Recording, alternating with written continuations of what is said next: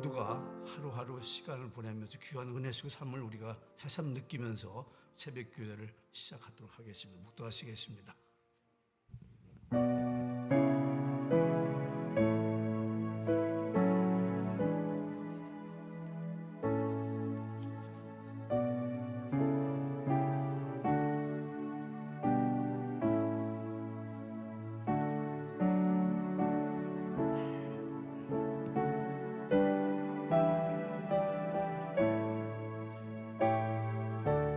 모든 것이 은혜입니다. 한없는 은혜입니다. 오늘 이 새벽에 주님의 뜻을 이루는 귀한 새벽이 되게 하옵소서. 진흙과 같은 우리를 빚어서 주님의 형상을 만드는 귀한 시간이 되기를 기도합니다. 우리는 모두 질그릇과 같은 믿음의 소유자입니다. 매일매일 주님 앞에 나와 은혜를 간구하지 않으면 바람에 날리는 겨와 같이 사라지고 맙니다. 그래야 오늘 이 새벽도 간구합니다. 새롭고 힘찬 성령을 허락하여 주옵소서. 오렌지 카운티 지역에 새로운 영적 각성이 일어나도록 인도하여 주옵소서. 성령을 통해 역사하시는 예수님 이름으로 기도합니다. 아멘.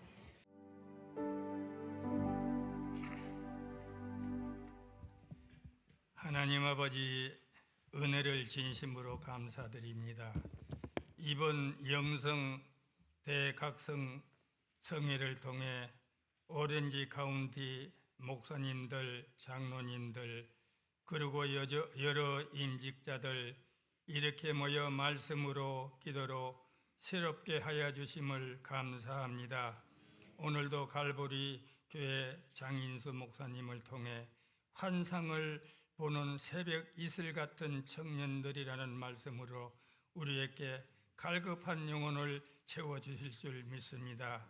행인과 나그네 같은 인생길을 사는 동안 늘 하나님의 말씀과 때로는 선물로 주시는 환상을 보면서 그렇게 믿음의 생활하다가 언젠가 하나님 앞에 설 때 너 작은 것 가지고 큰일 하고 왔구나, 이런 칭찬받는 저희들 되기를 소원합니다. 하나님 아버지, 오늘 여기 모인 저희들 무엇인가 갈급하여 하나님의 은혜를 사모하여 이렇게 모였습니다. 이번 성회를 통해 전에 보지 못했던 환상을 보게 하여 주시옵시고 좀 더 새로운 모습으로 남은 여생을 살기를 원합니다. 팬데믹으로 여러 가지 질병으로 고생하는 분들이 있습니다. 그리고 아직까지 믿음의 갈등으로, 영혼의 갈등으로 방황하는 분들도 있습니다. 영육권의 치료를 받는 이번 성회가 되기를 기도합니다. 여기 이 자리에 모인 분들은 주님의 몸된 교회에서 중한 직분을 맡은 자들입니다. 위로부터 주시는 능력을 받아 그 직분을 잘 감당할 수 있는 저희들이 되기를 원합니다. 아버지 하나님, 우리가 이 시간 찬송을 불렀습니다. 주여 주여 내 말 들으사 죄인 오라 하실 때 날 부르소서. 과연 옳습니다. 우리는 죄인입니다. 죄인을 부르셔서 우리를 하나님의 자녀로 삼아주셨사오니 이 은혜 무엇으로 보답합니까? 위로부터 주시는 능력을 받아 그 직분 잘 감당하는 저희들이 되기를 원합니다. 오늘도 기도의 제목을 가지고 나왔습니다. 응답을 받는 귀한 시간이 되기를 소원하옵고 이 모든 말씀 예수님의 이름으로 기도드렸습니다. 아멘.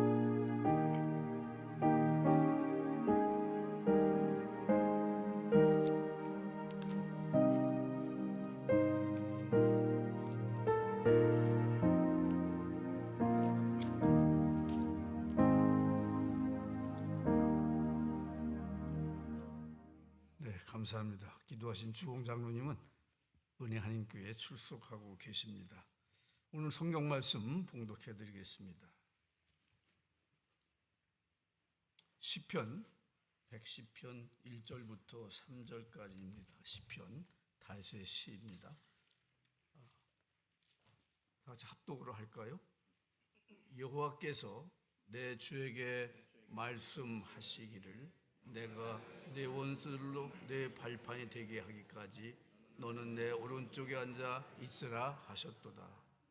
여호와께서 시온에서부터 주의 권능의 기후를 내보내시리니 주는 원수들 중에서 다스리소서. 주의 권능의 날에 주의 백성이 거룩한 옷을 입고 즐거이 헌신하니 새벽 이슬 같은 주의 청년들이 주께 나오는도다. 한 절 더 보도록 하겠습니다. 사도행전에 있는 말씀입니다. 사도행전 2장 17절 한 절 말씀입니다. 같이 할까요? 하나님이 말씀하시기를 말세 내가 내 영을 모든 육체에 부어 주리니 너의 자녀들은 예언할 것이요 너의 젊은이들은 환상을 보고 너의 눈은 꿈을 꾸리라. 아멘. 너의 자녀들은 예언할 것이요 너의 젊은이들은 환상을 보고 너의 늙은이들은 꿈을 꾸리라. 오늘 말씀을 전해 줄 분은 장인수 목사님이십니다. 가든그룹에서 오렌지 카운티 갈보리 교회를 좀 섬기시고 계시죠. 6년 전에 개척을 하시고 지금 크게 부흥하고 계시다는 말씀을 들었습니다. 사모님과 두 아들이 계시다는 소식.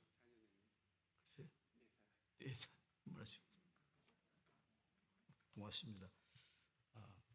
이 시간도 매일매일 새롭게 오신 우리가 느끼는 체험하는 성령의 은혜를 체험하시길 바랍니다. 고맙습니다. 저는 오래전에 콜로라도 스프링스에 7년 반 살다가 이제 거기서 선교단체 사역을 마치고 하나님께서 교회 개척에 대한 감동을 주셔서 캘리포니아로 이사를 와서 6년 전에 개척교회를 시작했습니다.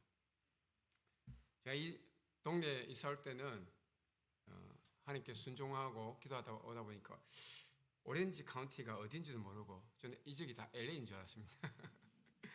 보니까 LA는 저기 1시간, 2시간 차 막히니까 2시간 더 걸리더라고요. 그렇게 와서 저희 가정끼리 예배드리면서 이제 아무도 모르는 낯선 곳이지만 6년 전에 교회 개척 예배를 시작하고 하나님께 나아갔습니다. 교회를 개척해서 섬기는데 아무도 없었죠. 아무도 없이 우리 가족끼리 하다가 이제 한 사람 만났습니다. 아직 집사 직분도 못 받고 그냥 평신도였는데 같이 돕겠다 해서 만났는데요. 이 한 분이 왔잖아요. 근데 그러고서는 이제 두 번째 삶을 할 때는 교회가 2배로 성장. 5명이니까 지금 교회가 5배 부흥을 해요. 그런데 5명 가운데 2명이 결식하면 교회가 반 쪼가리로 그냥 줄어든 것입니다. 그러니까 교회 성도 한 분으로 울고 웃고 내 마음이 올라갔다가 내려갔다가. 근데 이렇게 살면 내가 어찌 되겠습니까? 우울했다가 기뻐했다가 안 되겠죠. 하나님께 마음이 정리가 되더라고요. 더 이상 교인들의 초점 맞추지 말고 오직 예배 받으신 하나님께만 집중해야겠다. 그 이후로는 교회 사이즈나 성교수에 연연해 하지 않았습니다. 처음에 교회를 개척하고 제가 하루에 2시간씩 3시간씩 아무리 기도해도 한 달, 2달 또 한 사람도 오지 않더라고요. 야, 이거 어떻게 하지? 내가 이 동네에 아는 사람이 한 명도 없어서 그렇나? 기도를 열심히 했습니다. 그러면 안 되겠구나. 내가 아무도 모르니까 전도할 좀 다녀야겠구나. 집에서 프린터기에다가 전도지를 프린트해가지고 전도하고 다녔습니다. 그리고는 이제 한국 마켓 앞에 가서 뿌리고 전도합니다. 전도하는데 하루 이틀 지나는데 갑자기 내 안에 성령의 감동이 계속해서 하나의 음성이 들려온 것입니다. 너 지금 뭐 하고 있니? 전도하고 있는데요. 내 감동 안에, 마음 안에 야, 너 지금 너 왕국 건축하고 있는 거 아니니? 근데 전도하는데 무슨 내 왕국을 이렇게 따집니까? 근데 전도하면 전도 나눠주잖아요? 지금 너 양떼 만들고 너 왕국 키우고 있는 거 아니냐? 그러니까 전도를 못 하겠더라고요. 그 진도를 그만둬 버렸습니다. 근데 한 두 주인데 전도 안 할 수는 없잖아요. 개척교회 세워놓고. 그래서 제가 하나님, 저 어쩌겠습니까? 복음은 전해야겠고. 그러면서 하나님께 나가서 제 왕국이 아니라 주님 왕국을 세우기 원합니다. 그러면서 두려움 속에서 복음을 전했습니다. 근데 하나님 제게 주신 경고는 내가 사울왕처럼 왕의 기름 부음 받고 하나님 왕국을 건축한 데 해놓고는 너 왕국을 건축할 수 있다고 제가 분명히 말씀하셨습니다. 여러분, 부활하신 예수님은 디베랴 호숫가에서 베드로에게 내 양을 먹이라, 내 양을 치라, 내 양을 먹이라 무려 3번이나 똑같은 음성을 주었습니다. 여러분, 왜 예수님이 똑같은 말씀을 한 번도 아니고 3번이나 하시죠? 베드로가 이 예수님 말씀을 못 알아듣기 때문입니다.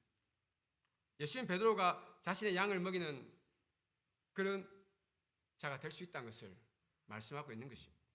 여러분, 예수님 베드로에게 베드로야, 너의 양떼를 먹이라, 너의 양떼를 치라, 너의 양떼를 먹이라 이렇게 말씀하지 않았습니다. 아무리 베드로에게 양떼가 많아도 이 모든 양떼들은 예수님이 너에게 맡긴 나의 양떼라는 것입니다. 제가 이 말씀을 오래전에 한 25년 전에 2000년 조금 안 돼서 1999년도 정도에 깨달았는데요. 이 말씀을 보면서 계속해서 제가 내 양떼를 모으기 위해서 전도하는 내 모습이 생각이 난 것입니다. 예수님이 베드로에게 너 양떼가 아니라 내 양떼를 먹이라고 하는 그때는 베드로가 인생의 가장 깊은 실패의 경험을 할 때였습니다. 베드로는 예수를 무려 한밤에 모른다고 3번이나 부인했지 않습니까? 이런 배은망덕한 이 불의한 자가 인생이 완전히 망가져서 지금 제자로서의 사역을 다 포기하고 부활하신 예수님을 무려 2번이나 만났는데도 불구하고 주님께 도망쳐가지고 이 디베랴 호숫가에 와서 낙향해가지고 물고기를 잡고 있습니다. 베드로는 도저히 이렇게 한 연양 계집종의 질문 앞에서 3번이나 부인한 자기 모습 보고 난 도저히 예수 그리스도의 제자가 될 수 없다. 그래서 완전히 인생을 포기하고 허랑방탕한 옛날에 물고기 잡는 생활로 돌아간 것입니다. 베드로는 거기서 정말 철저하게 처절하게 깨어졌습니다.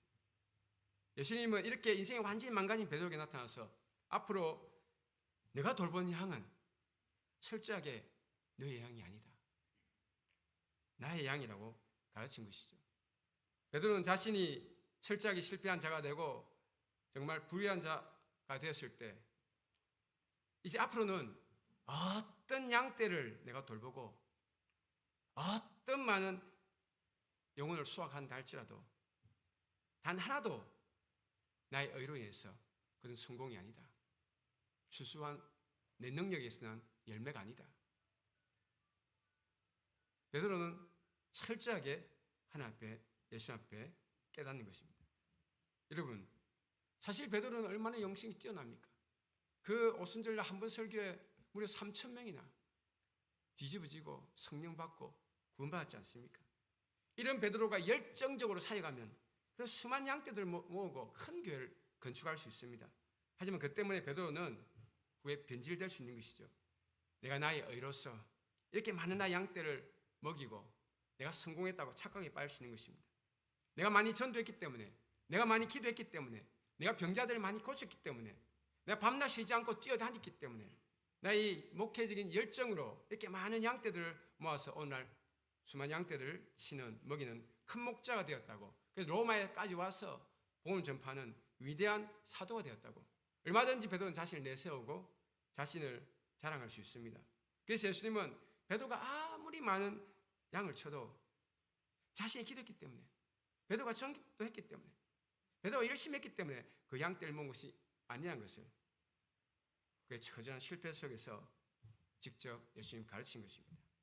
한마디로 여러분, 우리가 많이 수고하고 노력하고 눈물 녹기도 하고, 그래서 내 인생의 왕국을 건축하고 내 인생의 교회를 세우고 내 인생의 큰 비즈니스와 가게를 이룬 것이 아니란 것입니다. 오히려 예수님 베드로에게 양떼를 맡겼기 때문이죠. 오히려 예수님 우리에게 기업을 주었기 때문에 그 긍휼과 무한한 선물인 것이죠. 그래서 우리가 목자가 되고 또 비즈니스하는 가게의 주인이 될 수 있는 것입니다. 사실 다윗 왕이 이런 실수를 저질렀죠. 그는 이스라엘 나라가 번창하고 군대의 수가 많아지니까 그 수를 헤아리라고 요압 장군에게 명령했습니다. 다윗은 큰 왕국을 이루게 되니까 영적으로 그만 분별력이 떨어져가지고 나의 수고와 나의 노력과 나의 영성으로 이 큰 왕국을 건축했다고 순간적으로 착각하게 되었습니다. 다윗은 하나의 왕국은 생각하지 않고 그만 자기 왕국의 군대 수를 헤아리는 것입니다. 이 큰 교만을 보시고 하나님 전염병을 무려 3일 만에 7만 명의 이 이스라엘 백성들의 생명을 거두어갔습니다. 여러분, 나의 은사와 나의 수고와 나의 판단력과 나의 노력으로 내 육신으로 인해서 예수 우리에게 양떼를 맡기지 않습니다. 여러분 잘나서 여러분에게 좋은 기업, 비즈니스 성공하게 준 것도 아닙니다. 전적으로 예수님 은혜와 그분의 택하심에 있을 줄로 믿습니다.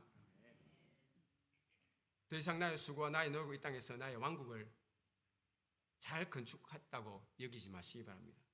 한 방에 무너지면 그 양들은 다 떠나가고 그 모든 비즈니스는 다 망가지는 것입니다. 인생 살면서 자기 뜻대로 된 것이 몇 개나 있던가요? 이미 다 수없이 경험하고 뼈 아프게 경험했지 않습니까? 개척교회를 통해서 많은 교훈을 제가 배웠습니다. 가장 많이 배운 것은 저의 불의한 모습, 얼마나 내가 사랑이 없는 자인가를 깨닫게 되었어요. 예수 내 이웃을 내 몸과 같이 사랑하라 했지만 여러분, 교인들에게 한두 사람한테 한 번만 시달려 보십시오. 사랑이 됩니까? 성도들의 때를 밀어 똥을 한번 닦아 보십시오. 즐겁게 닦이겠습니까? 오래전에 78세의 한 노인 할머니가 자신의 큰아들이 정신적으로 멘탈 이슈가 있어가지고 가정에서 문제를 쳐가지고 정신병원에 감옥에 갇혔다고 하더라고요. 무려 2년이나 갇혔대요. 그 안에서 생활해도 못 빠져나온대요. 그런데 이 할머니는 자기 가족이, 자기 아들이 딸 총 5명, 그 한 명 큰 아들이 갔죠. 4명 있는데도 아무도 그 길 자기 안 데려가 준대요. 할머니 운전도 못하고 발만 동동 구른 것입니다. 그런데 우리 교회 1호 성도가 큰 축복이죠. 그런데 또 고달프기도 합니다. 1호 성도가 저한테 와가지고 목사님, 할머니가 발만 동동 구르는데 목사님 좀 도와주십시오. 이분 좀 데려가 주십시오. 이 딱한 사정을 들으니까 마음이 척은해지고 마음이 너무 아프더라고요. 그래서 제가 7시 반에 나와가지고 운전해가지고 갔다 오면 3시 반, 하루가 다 날아갑니다. 그것도 금요일. 그렇게 이제 가가지고 면회하고 대화가 안 돼요. 대화가 안 돼. 그 가면 거기 계신 분은 이 멘탈 이슈 하신 게 대화가 안 돼. 그 돌보고 이분은 또 막 진수성찬으로 일주일에 한 번씩 아들 먹인다. 그렇게 1년을 제가 섬겼습니다. 그런데 마음 안에 불평이 난 거예요. 하나님, 저 사람은 형제가 4명이나 더 있는데 이게 뭡니까? 아무 상관도 없는 나에게. 저도 모르게 섬겨갈 때 입이 툭 튀어나오더라고요. 아니 도대체 저 가족들이 저래 많은데 한 사람도 1년 동안 가보지 않고 내가 계속 다니고 안 돼. 나중에 내가 바쁘니까 우리 아들 6개월 동안 보냈습니다. 보내다가 또 할머니가 너무 마음이 고우니까 아들 먹인다 하다가 또 나무차 슬쩍 박아버렸네, 뒤에서. 당연히 보험이 있어서 해결됐습니다만 근데 그 은혜를 모르더라고요. 여러분, 하나님이 제게 하루는 이래 얘기하죠. 야, 네 이웃을 네 몸같이 사랑하라 했는데 지금 내 안에 사랑이 있니? 내 안에 사랑이 1센트도 없는 거예요. 하나님, 제가 목사이고 영혼을 섬기고 내 목숨까지 버린다고 했는데도 알고 보니 사랑이 하나도 없는 거예요. 너무 죄송합니다. 어떻게 하겠습니까?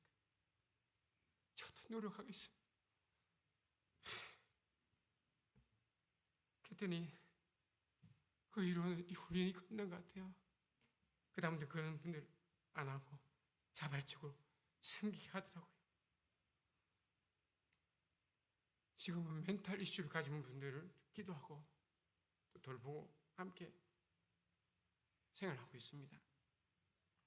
우리 교회에서도 멘탈 이슈를 섬기는 그런 단체가 와가지고 예배당에서 토요일마다 또 모임을 갖고 있어요.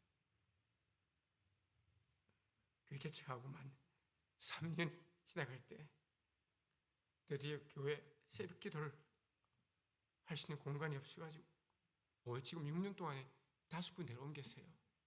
처음 2년 동안에 처음 2년 반 동안에 네 군데로 옮겼어요. 지금은 그나마 3년 정도 있긴 한데 이 새벽 기도를 할 수 있는 공간이 마련됐어요. 저와 제 아내와 1호 성도님과 함께 새벽 기도를 시작했습니다. 그런데 1년이 지나니까 팬데믹이 오더라고요.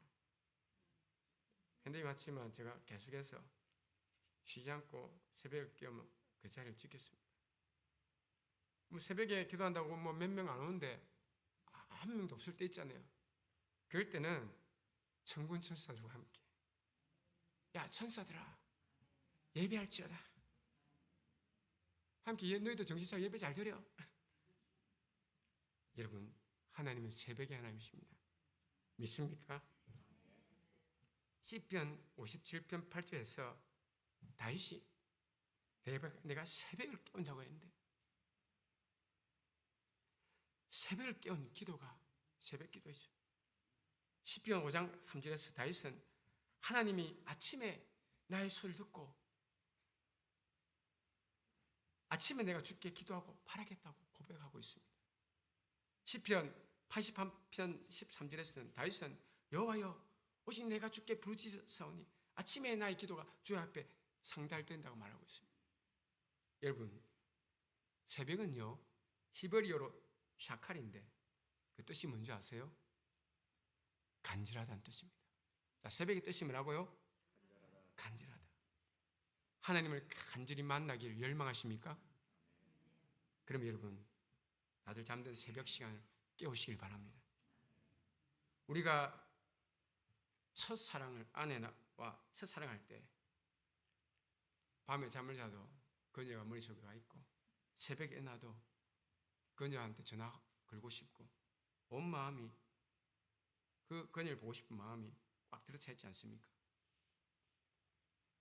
하나님을 진정으로 사랑하는 자는 아침에 일어나면 제일 먼저 간절히 하나님을 사모한 마음이 불타오르는 것입니다.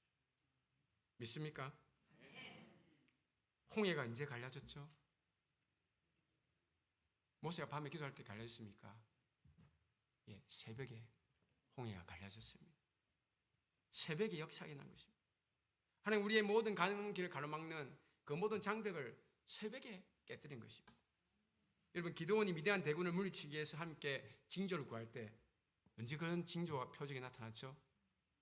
새벽에 나타났습니다.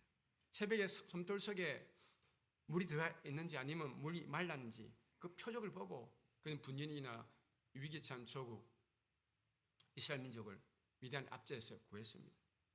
이스라엘 백성들이 소금이 많아서 농사짓지 못하는 이 광야 땅에서 40년 동안 살 때 이곳을 간조한 땅, 소금이 있는 땅이라 합니다. 그러니까 씨 뿌려서 농사 지을 수 없는 땅이죠. 40년 동안 이스라엘 민족이 뭘 먹고 살았죠? 아무것도 수확할 수 없는데 광야에서 언제 내리는 새벽에 내리는 그 만나를 먹고 살았습니다. 여러분, 만나는 희한하게도 새벽에만 내리고 해가 돋으면 흔적도 없이 사라집니다. 그런데 하나님은 이스라엘 백성들 무려 40년 동안 새벽에 일찍 일어나서 영적인 이 양식을 먹는 경건 훈련을 시킨 것입니다. 이스라엘 백성들은 한 사람도 빠짐없이 새벽에 일어나서 일용할 양식을 광야에서 구해야 했습니다. 새벽 기도하라고 하면 성도님들이 피곤해서 못한다. 목사님 나는 불면증입니다. 그런데 여러분, 이스라엘 광야 300만 가운데 불면증 걸린 사람 없었어요? 힘든 사람 없었어요? 그런데 먹고 살 것이 없는 광야에서 불면증에 걸렸든지 내가 몸이 아파서 못 움직이는지 새벽이 아니라면 그날 먹을 게 있어요 없어요? 굶어야 합니다. 하루 이틀 굶으면 어쩝니까? 3일 굶으면 새벽에 일어나게 돼 있어요. 그것이 영적인 법칙인 것입니다. 만나는 하루를 두면 썩어서 그 다음 날까지 저장할 수 없어요. 그 다음 먹을 수 없습니다. 힘들고 고달프고 쓰러질 것 같아도 이스라엘 백성은 새벽을 깨우며 맨날마다 일어나서 만나를 구해서 먹어야 했습니다. 새벽이 없으면 그들의 인생은 기근과 굶주림인 것입니다. 하나님 이스라엘 백성이 새벽을 깨우며 영혼의 양식을 먹는 습관을 그들 가운데 심어두었습니다.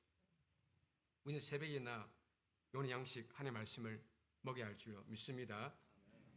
시편 110편 1절에서 다윗은 여호와께서 다윗의 주에게 말씀하신 것을 들었다 말하고 있습니다. 시편 110편 한번 1절 한번 보여주실래요? 여러분 하늘나라에 가면 그 하늘나라의 보좌가 몇 개인 줄 아십니까? 하늘나라의 보좌가 몇 개 있겠습니까? 하나? 2개가 있어요. 하나는 여호와 하나님이 아버지 하나님이 앉는 보좌이고 그 우편에는 그의 아들 성자 예수님이 앉는 보좌입니다. 1절 말씀을 자세히 보십시오. 여기서 여호와께서 내 주에게 말씀했는데 다윗의 주가 누굽니까? 이 시편 다윗의 고백입니다. 110편은 다윗의 주가 누구예요? 이스라엘 민족 가운데 다윗보다 높은 주가 있어요? 다윗은 왕입니다. 온 천하 열국의 왕입니다. 그런데 다윗이 주로 부른 자가 이스라엘 민족 가운데 누가 있습니까? 여호와께서 다윗의 주에게 말씀한 이 다윗의 주는 바로 성자 예수 그리스도 하나님 우편 앉아 계신 예수님일 줄로 믿습니다. 예수님 구약시대에 이사야 6장에서 보좌 위에 계신 하나님을 목격했던 바로 그 하나님이었죠. 여러분 이사야가 목격한 하나님은 옷을 입고 있었습니다. 하나님은 영이신데 옷이 있어요 없어요? 영이신데 영이 어떻게 옷을 입습니까? 이사야는 성전에서 옷자락이 성전에 보좌 위에부터 가득 내려와 있는 그 하나님 영광을 받았습니다. 그 하나님 누구십니까? 그 여호와 하나님 누구십니까? 바로 인간의 몸을 입고 이 땅에 옷을 입고 사셨던 성자 예수 그리스도입니다. 하늘에 있는 두 보좌에서 여호와 아버지 하나님이 다윗의 주 성자 예수님에게 하는 말을 다시 엿들었습니다. 뭐라고 말하죠? 너의 원수들로 너의 발판이 되게 하기까지 넌 내 오른편에 앉아 있으라. 여호와 주께서 다윗의 주 예수님께 예수님 모든 원수들이 예수 발등상 앞에 엎드릴 때까지 예수님이 하늘 보좌에서 평안히 앉아 있으라고 말씀하고 있습니다. 여러분 예수님은 영원한 안식에 들어가서 지금 하늘 보좌에 앉아 계십니다. 그러면 여러분 그리스도 예수님 앞에 누가 이 사단, 그리스도의 원수 사탄, 마귀 또 타락한 하늘의 3분의 2나 되는 수많은 이 귀신들 수십억이 넘는 이 귀신의 많은 떼들을 예수님 발등상 앞에 엎드리게 하겠습니까? 바로 3절에서 이 땅에 수많은 귀신들과 이 사탄 마귀들 붙잡아서 예수 그리스도의 발등상 앞에 엎드리게 한 자들이 나타나옵니다. 3절 다시 한번 읽어볼까요? 시작. 주의 권능의 날에 주의 백성이 거룩한 옷을 입고 즐거이 연시하니 새벽에 같던 주의 청년들이 죽게 나온도다. 주의 권능의 날은 바로 예수 그리스도의 재림을 앞둔 종말의 때이죠. 종말의 때에는 성령이 권능을 임합니다. 종말의 때가 시작되는 오순절 날에 성령이 임하니까 자녀들은 예언을 하고 청년들은 환상을 보고 아비들은 꿈을 꾸지 않습니까? 바로 주의 나라에 대하여 환상을 보는 청년들이 마지막 때에 나서 함께 즐겁게 헌신하여 이 땅에 가득한 이 귀신과 사단의 권세를 다 깨뜨려 붙들어 가지고 예수님 발등상 앞에 엎드리게 하는 것입니다. 여러분, 그런데 우리 시대는요 오순절보다 더 강력한 성령의 권능이 임하는 시대입니다. 믿습니까? 왜 그렇습니까? 점검 한번 해보십시오. 예수님 시대부터 1900년까지 19세기까지 1900년 동안 예수를 믿고 구원받은 성도보다 지난 한 세기 20세기 100년 동안 예수를 믿은 성도 수가 훨씬 많습니다. 믿습니까? 오순절날은 하루에 3천 명이 하겠지만 지금은 하루에 수십만 명이 예수를 믿고 구원받습니다. 우리가 사는 21세기 이 한 시대는 지난 20세기까지 2000년 동안 예수를 믿었던 사람들보다 훨씬 많은 영혼의 수수가 우리 이 시대에 한 100년 동안 있을 줄로 믿습니다. 누가 그럼 그 일을 할 것입니까? 바로 이 새벽 이슬 같은 주의 청년들입니다. 마지막 때 새벽 이슬 같은 주의 청년들이 구름 때와 같이 나서 복음을 전하는데 헌신할 것입니다. 여러분, 새벽 이슬이니까 새벽 이슬의 생활 습관과 태도는 뭡니까? 간단합니다. 새벽을 깨우는 것입니다. 믿습니까? 새벽 이슬은 언제 만들어지죠? 새벽에 만들어져요.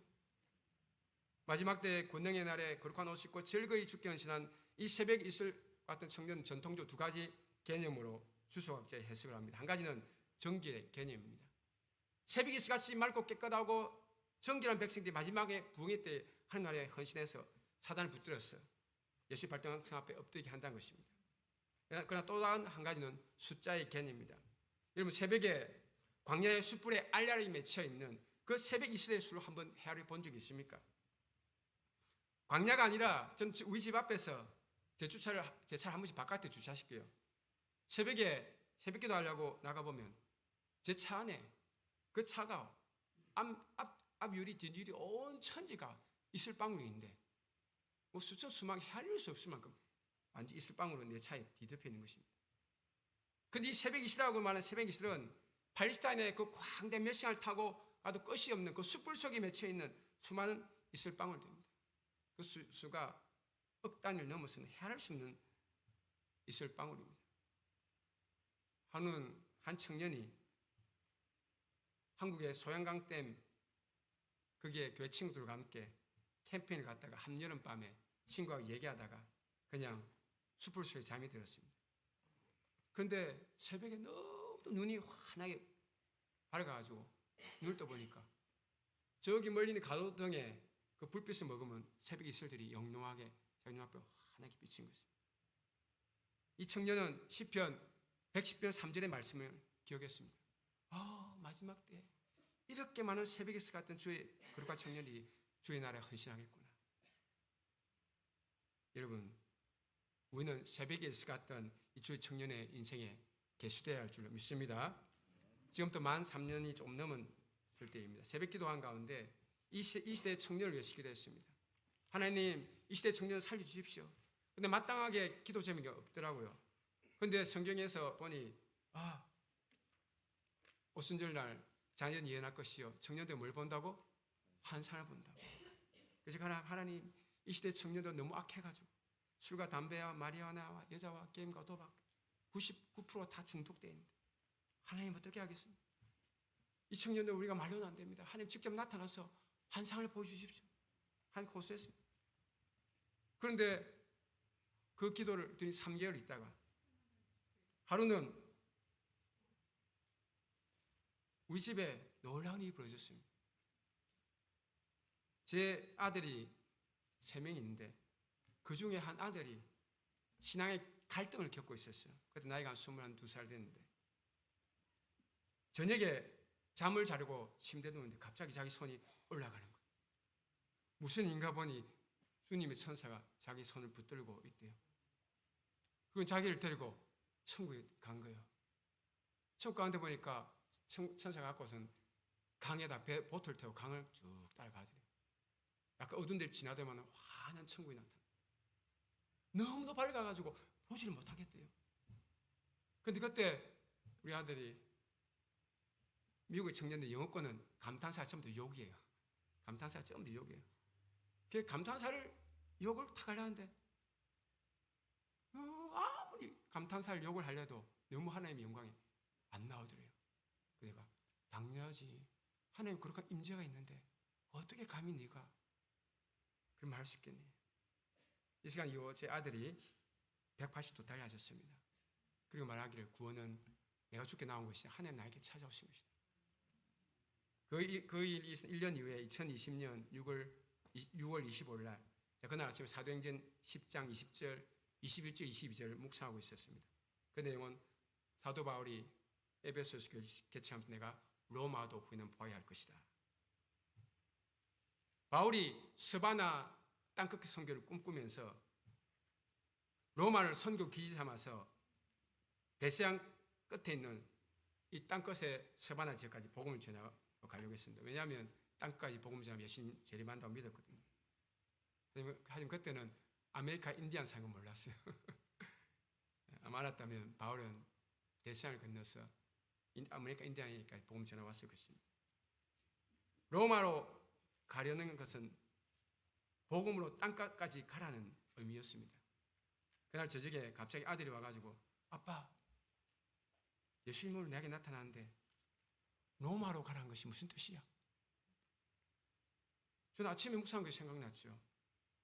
왜 그런 말 하냐 물었으니까 예수님 나타나서 로마로 가라. 그 다음에 온누리로 가라. 그렇게 말했대요. 저는 깜짝 놀랐습니다. 저는 새벽에는 온 세계 복음 새벽 묵상하면서 로마로 가라. 온 세계에 복음을 전하라 이렇게 했는데 우리 아들은 한국 고유의 말로 온누리로 가라. 와 나는 1시간 2시간 몇 시간이고 사도행전 묵상해서 겨우 깨달은 말씀인데 이 친구는 예수님 나한테 한마디 하니까 야 기가 막힌다. 여러분 지금 우리 아들은 불이 붙어서 우리 큰아들과 함께 집에서 날마다 예배드리고 우리 교회에서 예배 인도하고 완전히 헌신해서 저보다 더 뜨겁게 신앙생활하고 있습니다.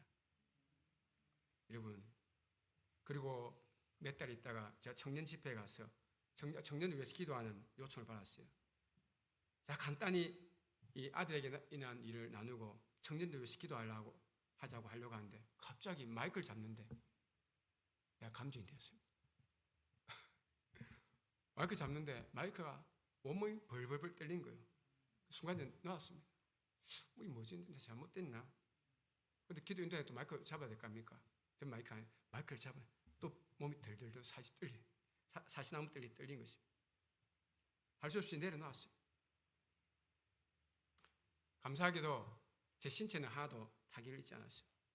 이 무슨 일이지? 바닥에 뭐 있나? 아무것도 없어요. 제가 이 높은 구두를 신고 있었거든요. 이보다 좀 더 높은. 여기서 온 것도 아닌데 어디서 이렇게 감전됐지? 그리고는 이 영적인 전쟁이구나. 사단이 기도 청년들과 함께 환상을 보고 이 시대를 위해서 기도하는 것을 가로막는구나. 제가 사단을 대적하며 기도했습니다. 근데 마이크를 잡을 수 없으니 짝 있으면 보면대 위에 얹어놓고 제가 이렇게 기도했습니다. 다 눈을 감아서 다행입니다. 기도 제목 던져도 그냥 기도를 인도하니까 눈을 감아서 다행인데 제가 이런 모임에 집회를 하다 보면 사단이 때로는 설교하기 전에 시스템을 다 망가뜨려가지고 30분 동안 설교 못한 적도 있고 또 96년도 12월 달에 스리랑카 인도 가가지고 집회를 하는데 거기는 강사님이 미국 강사님인데 오다가 교통사고 나가지고 집회를 하고 있는데 뭐 여기서 여기까지 쫙 줄이 딱 간 거예요. 다행히 크게 다치지 않았습니다. 그런데 그날 집회를 하는데 전기가 들어왔다 나갔다 전기가 들어왔다 집회한 내내 사단이 많은 방해를 하지만 제 몸을 이렇게 탁 치는 건 처음이었거든요. 여러분 왜 그렇습니까? 이 시대에 청년이 환상을 보고 살아가면 사단 하나가 망가지기 때문에 두려운 것입니다. 여러분 이 시대에 청년들을 위해서 기도하시길 바랍니다. 다음 세대를 위해서 기도하시길 바랍니다. 목숨 걸고 기도하시길 바랍니다. 여러분 자녀를 놓고 기도하시길 바랍니다. 저는 저희 자녀들 위해서 놓고 거의 기도 못했습니다만 이 시대 청년들 위해서 기도하니까 탁구공 같이 그 기도가 저희 자녀에게 임하더라고요. 여러분 에스겔 30장에 죽은 뼈가 가득한 골짜기 같은 형편 속에 살아가는 우리 인생입니다. 뼈만 앙상에 남아 있습니다. 이 청년들 어떻게 살리겠습니까? 하나님 우리를 신방하셔야 합니다. 믿습니까? 꿈과 환상으로 찾아오셔야 합니다. 믿습니까?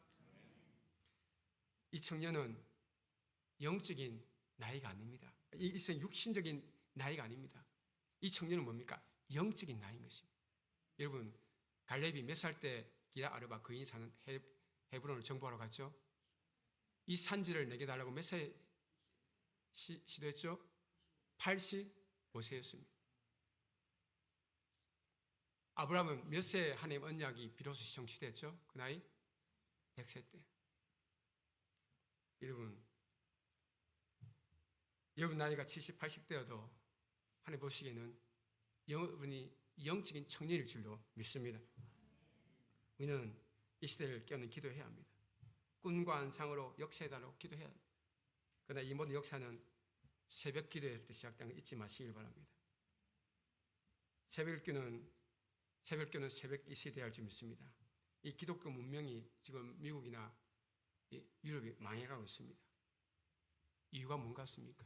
신학이 잘못됐기 때문에 하겠지만 한 가지 중요한 이유는 한국 교회만이 새벽을 깨우는 새벽 기도의 기독교 문화를 갖고 있습니다. 유럽은 없어요. 미국 없어요. 여러분 하나님께서 여러분 이 이민자를 이곳에 보냈습니다. 뭐하러 보냈습니까? 새벽 기도해서 한민족 살리고 그리고 이 새벽 기도 문화를 미국에 있는 수많은 이민자들과 또 미국 백인들 교회에 역수출하라는 것입니다. 믿습니까? 우리 한국 민족이 이런 새벽 기도와 거룩한 문화를 목숨 걸고 지켜야 할 줄 믿습니다. 여러분 교회 돌아가시면 여러분 혼자라도 새벽 기도 시작하시길 바랍니다. 천군천사와 함께 시작하시길 바랍니다.